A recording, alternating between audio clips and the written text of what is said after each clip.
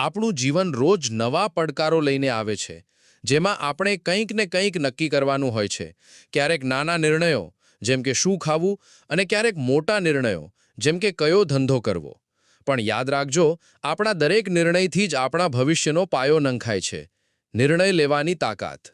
જ્યારે આપણે કોઈ કામ પાછળ ઠેલીએ છીએ, ત્યારે ખરેખર તો આપણે નિર્ણય લેવાથી ભાગીએ છીએ. આ વાત તમને શીખવશે કે તમારા નિર્ણય લેવાની તાકાતને તમારી ઈચ્છાશક્તિ સાથે જોડીને તમે તમારી જિંદગીને કઈ રીતે બદલી શકો છો. સૌથી પહેલા, તમારા નિર્ણયની જવાબદારી સ્વીકારો. દરેક નિર્ણયનું પરિણામ, ભલે સારું હોય કે ખરાબ, તમારા હાથમાં છે.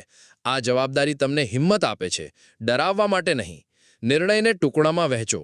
મોટા નિર્ણયોને નાના નાના ભાગમાં વહેંચી દો. દાખલા તરીકે, જો તમારે કોઈ મોટો પ્રોજેક્ટ ચાલુ કરવો હોય, તો તેને નાના નાના તબક્કામાં વહેંચી દો. દરેક નાના નિર્ણયથી તમારો આત્મવિશ્વાસ વધશે અને કામ ટાળવાની આદત ઓછી થશે. સમયની મર્યાદા બાંધો. દરેક નિર્ણય માટે એક સમય નક્કી કરો. આનાથી તમે આળસ કરવાથી બચશો, કારણ કે તમને ખબર હશે કે નિર્ણય લેવાનો એક સમય નક્કી છે.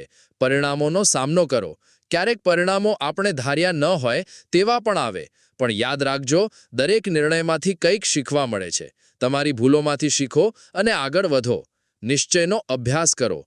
એકવાર નિર્ણય લીધા પછી તેના પર અડગ રહેવું પણ જરૂરી છે. વારંવાર નિર્ણય બદલવાથી બચો, કારણ કે તેનાથી આળસ વધે છે.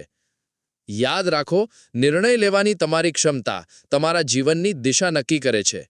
દરેક નિર્ણય સાથે તમે તમારી વાર્તા લખો છો. તો આજ અને અત્યારે જ નિર્ણય લેવાની તાકાતને ઓળખો અને તમારા જીવનની વાર્તાને વધુ સારી બનાવો. આ વાંચ્યા પછી તમને તમારા નિર્ણયોની શક્તિનો અહેસાસ થશે અને તમે જીવનના દરેક નિર્ણયને આત્મવિશ્વાસ અને સ્પષ્ટતા સાથે લઈ શકશો.